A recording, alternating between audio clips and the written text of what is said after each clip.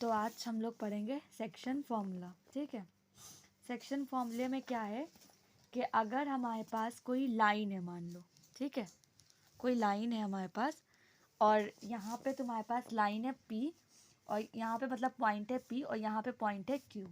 P के point coordinate है मान लो x1, y1 और Q के कोऑर्डिनेट है तुम्हारे पास x2, y2। ठीक है, और यहाँ पे कोई बीच में पॉइंट है मान लो R, जो कि मान लेते हैं x है, x, y है। देखो ये बीच वाला वर्ड नहीं हम बोलेंगे कोई पॉइंट है। इट्स नॉट नेसेसरी कि वो बीच ही में हो, ठीक है, क्योंकि बीच में होगा तो फिर ये क्या बन जाएगा, मिड पॉइंट हो जाएगा, इसलिए हमने बीच वाला वर्ड अभी नहीं बोला। हमसे कहा गया है कि हमारे पास coordinate of point which divide the join of the two given point P and Q। हमारे पास इन्होंने कहा है कि हमें इस पॉइंट के कोऑर्डिनेट एक्स वाई की वैल्यू बतानी है, जो कि हमारे पी क्यू को जो लाइन ज्वाइन कर रहा है पी क्यू की हेल्प से, उसको क्या कर रहे हैं, डिवाइड कर रहे हैं। इंटरनली वर्ड ध्यान रखना, इंटरनली डिवाइड कर रहे हैं इन द रेशियो m1:m2। तो यहाँ पे रेशियो m1 का है, यहाँ पे m1 है और यहाँ पे m2 है।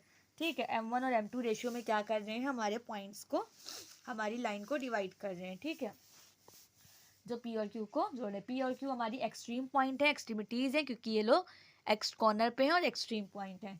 आर एक्स वाई कोई पॉइंट है जो पी क्यू को इंटरनली डिवाइड कर रहा है रेशियो, कौन से रेशियो में, m1 और m2 के रेशियो में।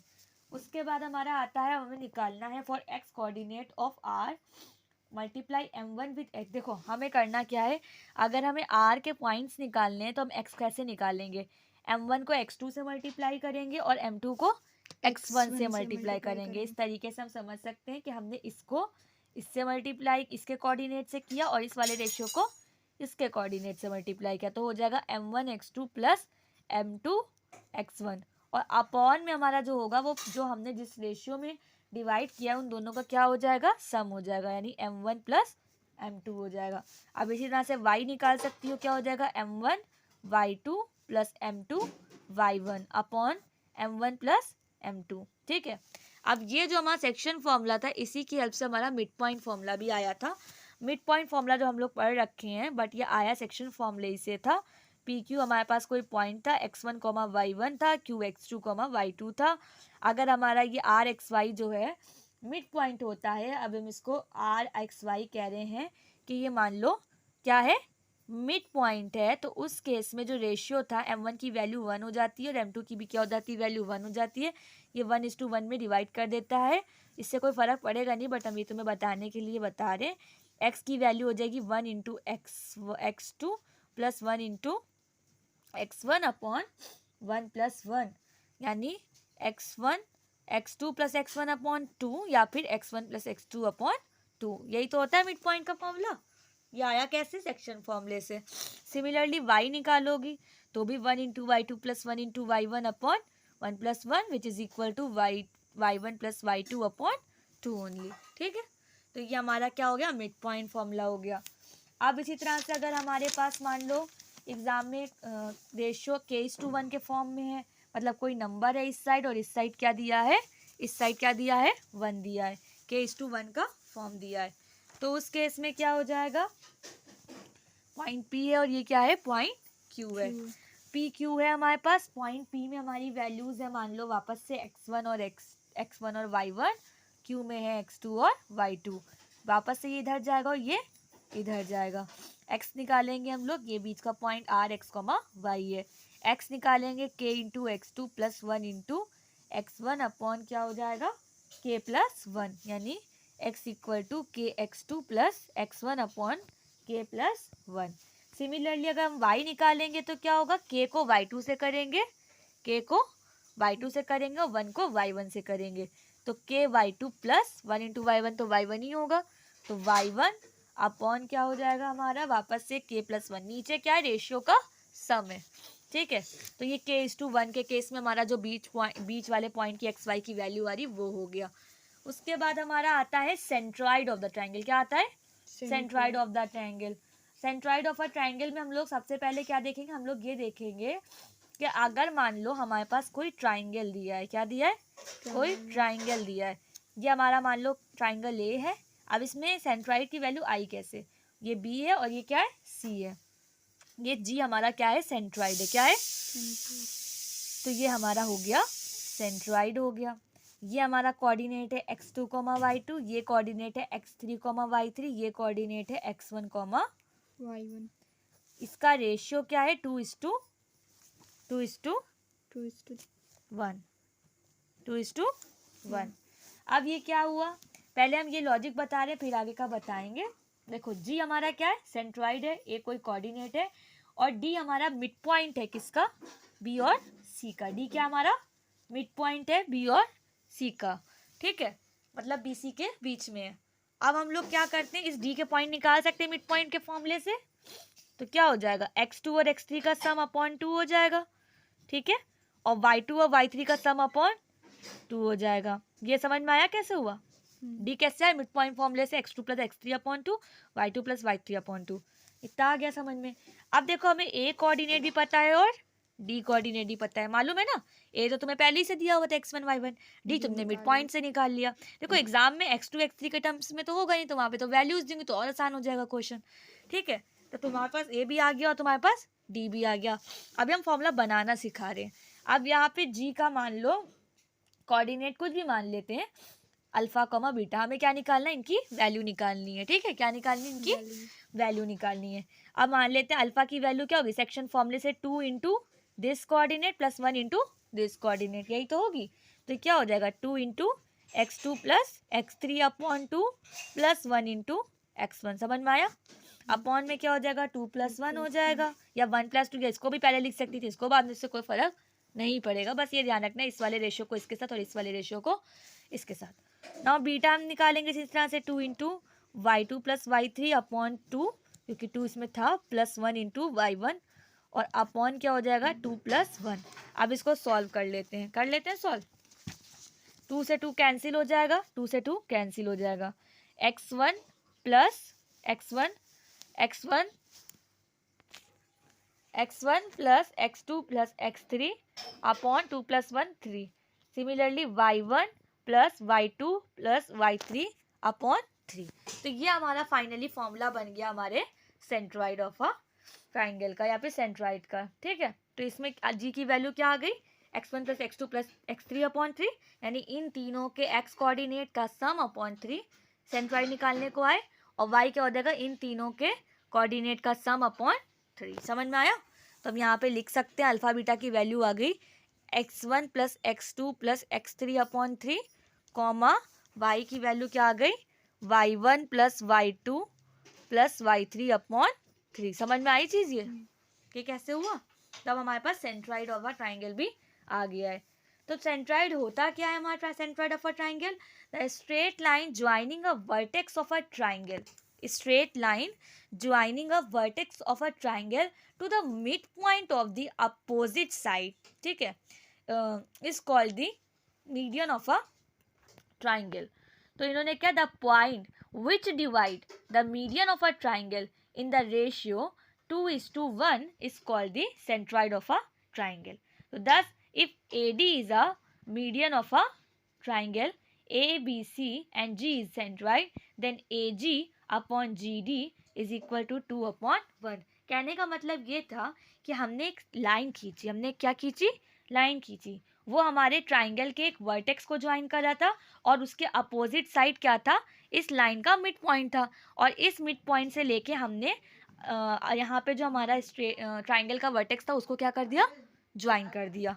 तो अगर हमारी AD जो है वो क्या है, हमारी ट्राइंगल की मीडियन है, ठीक है, ABC ट्राइंगल की क्या है, AD मीडियन है, तो हमारा जी क्या होगा उस केस में, सेंट्रॉइड होगा इस तरीके से कि AG क्या रेशियो क्या हो जाएगा, 2, और GD का रेशियो क्या हो जाएगा, 1, यानी AG अपॉन GD की वैल्यू क्या हो जाएगी, 2/1। तो ये सेंट्रॉइड की सेंट्रॉइड ऑफ अ ट्राइंगल कैसे आया उसकी डेफिनेशन थी। और सेंट्रॉइड आता क्या है, ये कैसे आया उसका प्रूफ कर लिया, ये होता क्या है वैल्यू, ये हो गई। मिड पॉइंट क्या होता है, सेक्शन फॉर्मूला क्या होता है, ये सारी चीज़ें बता दी। अब हम लोग करेंगे इसके ऊपर के क्वेश्चंस, ठीक। तो सबसे पहले हम लोग एक क्वेश्चन देखते हैं, क्वेश्चन नंबर 1। क्वेश्चन नंबर 1 क्या कह रहा है, calculate the coordinate of the point P which divide the line joining A B internally in the ratio 2:3। एक ए पॉइंट है,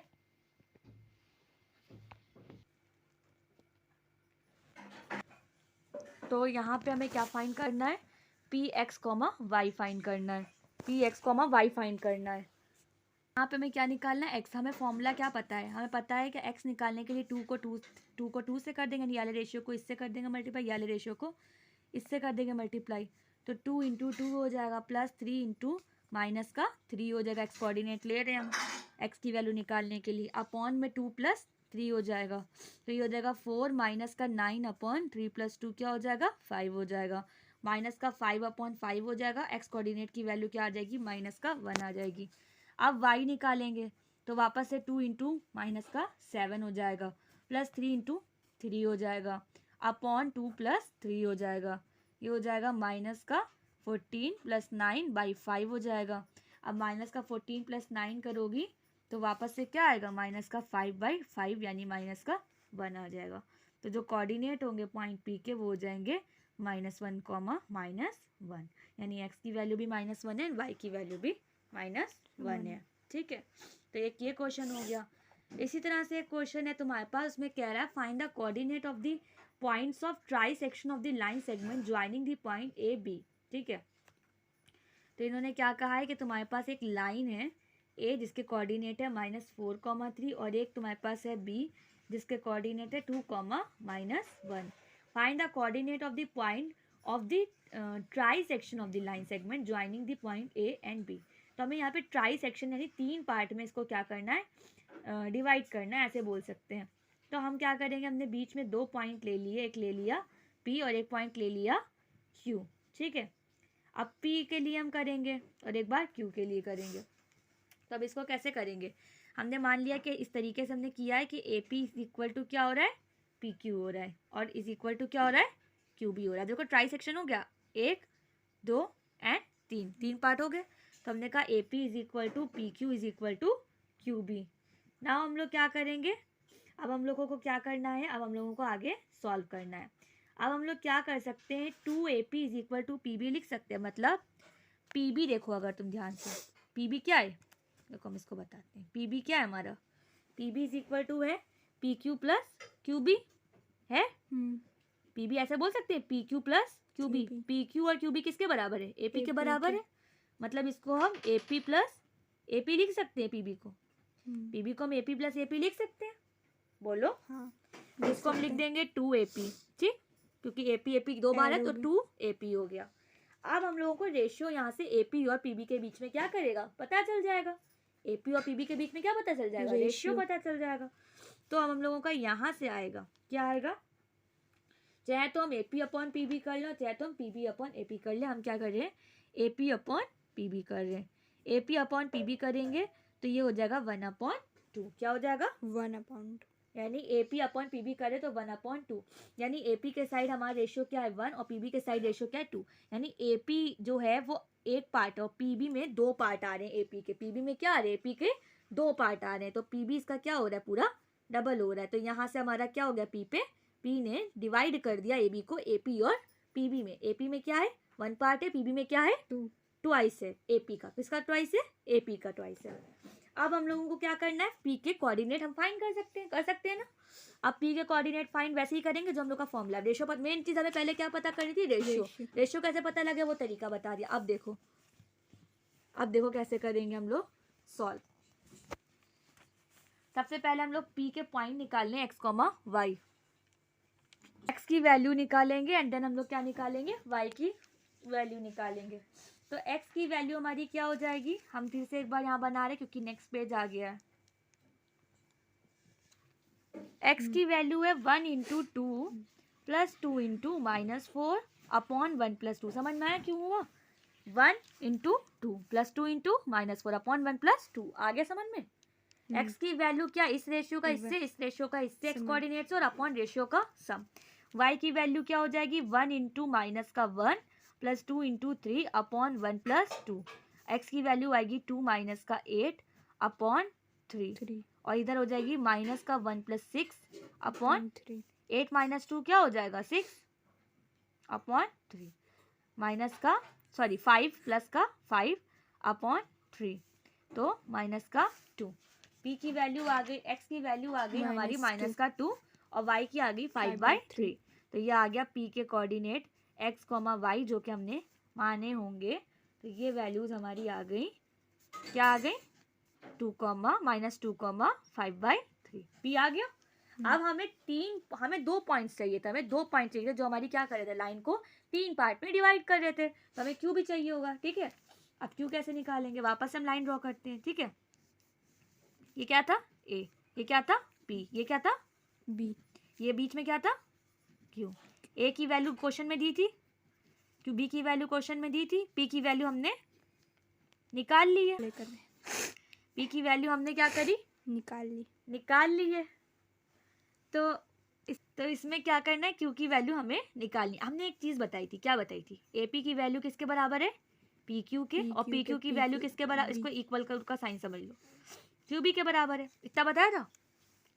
अब देखो अभी हम किससे डील करने वाले, PQ और QB के। क्या PQ और QB आपस में बराबर है, क्या इनका रेशियो 1:1 ले सकते हैं, क्योंकि ये 1 पार्ट और ये 1 पार्ट सेम हो जाएगा, ठीक है। तो क्या हो गया हमारा, PQ एंड QB ये है 1:1, 1:1। तो अब ये 1 इधर जाएगा, ये 1 इधर जाएगा। अब हमें निकालना, मान लो इसके मैं कोऑर्डिनेट अल्फा बीटा मान लेते हैं, ठीक है, कुछ भी मान लो, नाम से कोई फर्क नहीं पड़ेगा। अल्फा की वैल्यू क्या आ जाएगी यहाँ से, 1:2 प्लस 1 माइनस का 2 अपॉन 1 + 1, 2 माइनस का 2 अपॉन 2, 0/2 मतलब 0। बीटा की वैल्यू आ जाएगी 1 माइनस का 1 plus 1 5/3 upon 1 + 1 minus 1 plus 5/3 upon 2 minus 3 plus 5/3 upon 2 minus 3 plus 5 क्या हो जाएगा, 2/3 अपॉन 2, 2/3 इंटू 1/2, 1/3। यानी Q की वैल्यूज आ गई अल्फा बीटा, Q की वैल्यूज क्या आ गई, अल्फा कॉमा बीटा, और अल्फा बीटा की वैल्यूज हैं 0,1/3। तो Q की वैल्यू आ गई अल्फा बीटा, और अल्फा बीटा क्या है 0,1/3। और P क्या निकाला था, x, y के इक्वल माना था, जो कि हमारा आया था -2,5/3। तो यही हमारे क्या हो गए, दोनों आंसर आ गया। समझ में आया कैसे किया। इस तरीके से हम अपने क्वेश्चन को, अगर रेशियो क्वेश्चन में दिया है तब तो बहुत अच्छा है, और अगर रेशियो नहीं दिया तो हमें रेशियो भी निकालना और हमें पॉइंट्स भी निकालने। तो फर्स्ट कंडीशन हमें रेशियो निकालने की होगी, देन हमें क्या निकालना है, पॉइंट्स निकालने। क्वेश्चन को पढ़ना होगा, देन हम लोग को समझना होगा कि क्वेश्चन में बोला क्या जा रहा है। अब कहीं कहीं पे हमको रेशियो इस तरीके से दिया होगा, जैसे उन्होंने बोल दिया AP/AB = 2/5। तो इसको तुम्हें ड्रॉ करना होगा कि ये हमारा A है, मान लो ये हमारा क्या है P है, और मान लो ये हमारा क्या है B है। AP तुम्हारा 2 है, AB तुम्हारा क्या है 5 है। अब उन्होंने AP का रेश बता दिया था और AB का बताया, तो P भी हम निकाल सकते हैं, 5 में से 2 जाएगा 3। तो इस तरीके से भी हम लोग कहेंगे कि AP/PB हो जाएगा 2/3, 2:3 का रेशियो। यहाँ पे A के कोऑर्डिनेट दिए होंगे, B के कोऑर्डिनेट दिए होंगे, P के कोऑर्डिनेट हम लोग वापस से सेक्शन फॉर्मूले से क्या करेंगे, निकाल लेंगे। तो ज़रूरी नहीं है कि हमको रेशियो उसी का दिया जाए जिसमें जो हमें सॉल्व करना है पॉइंट, उसके ही रिस्पेक्ट में। जैसे यहाँ पे इन्होंने AP एक दिया था बट दूसरा वाला A भी दिया था, कोई बात नहीं, P भी निकाल लेंगे।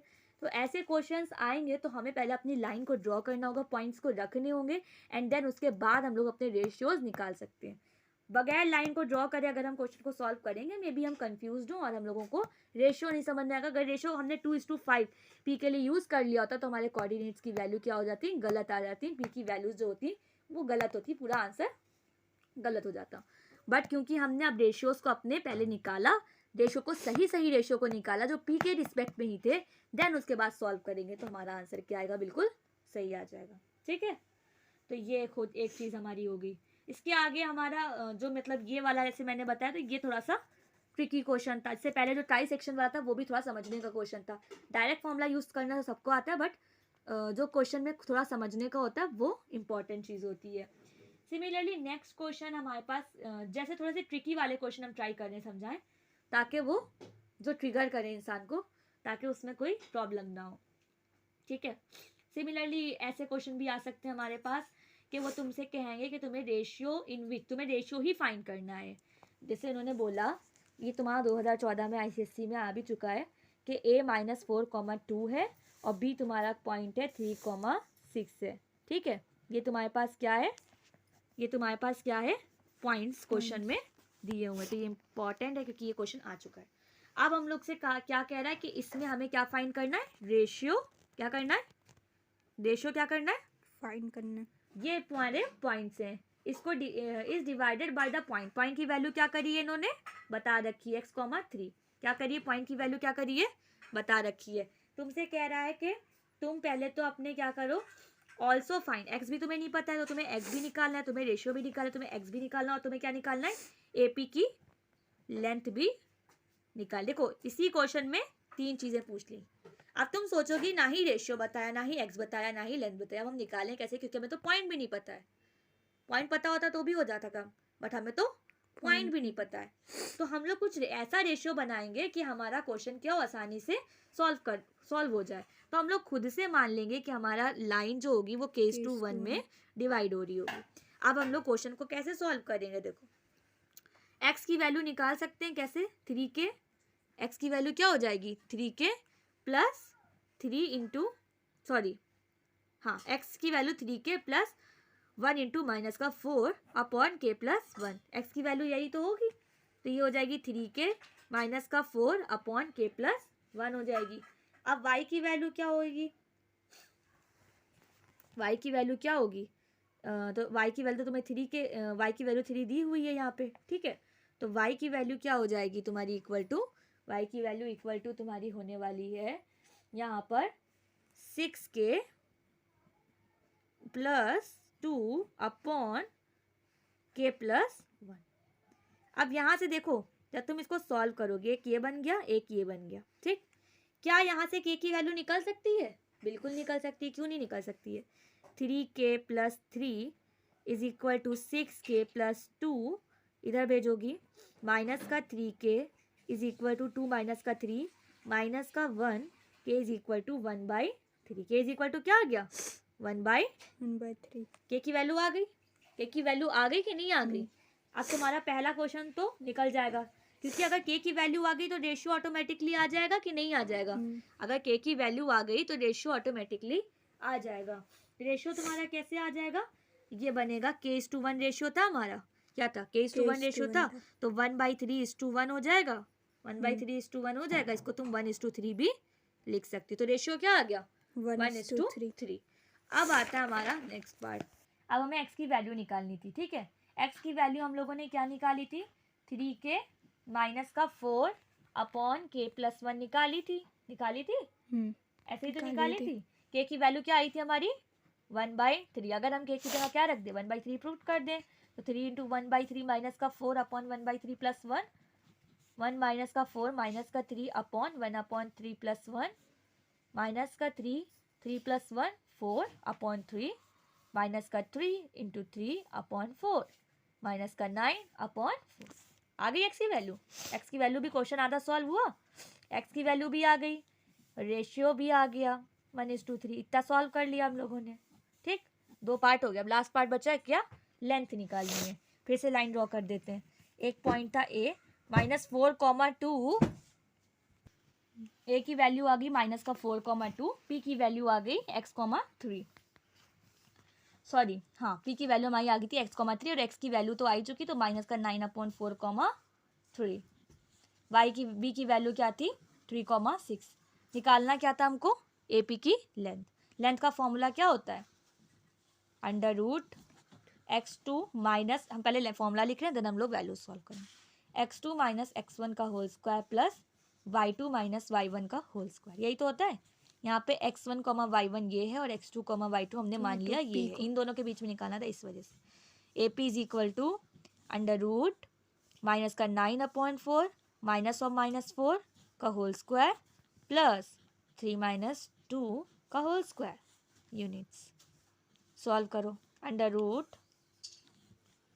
माइनस का 9/4 प्लस 4 का होल स्क्वायर प्लस 1 यूनिट, क्योंकि 1 का स्क्वायर तो 1 ही होता है, √ यूनिट के लगा रहे हैं, यूनिट क्योंकि हमें यहाँ पे यूनिट्स में ही हमको लिखना है, हम लोग को यहाँ पे क्वेश्चन में दिया नहीं कि कौन सी यूनिट लगानी है, इस वजह से।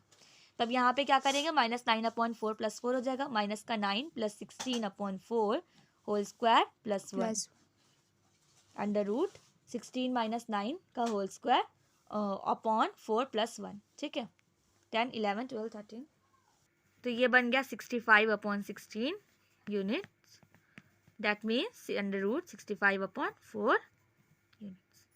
ये हमारा क्या आ गया, लेंथ। क्वेश्चन सॉल्व हो गया। ये क्वेश्चन आ चुका है प्रीवियस ईयर मतलब 2014 में आ चुका है ICSE के पेपर में। तो ऐसे क्वेश्चंस पूछे जा सकते हैं कि जिसमें तुम्हें क्या करना है, रेशियो भी फाइंड करना है। रेशियो को तुमने खुद से लेट किया K:1,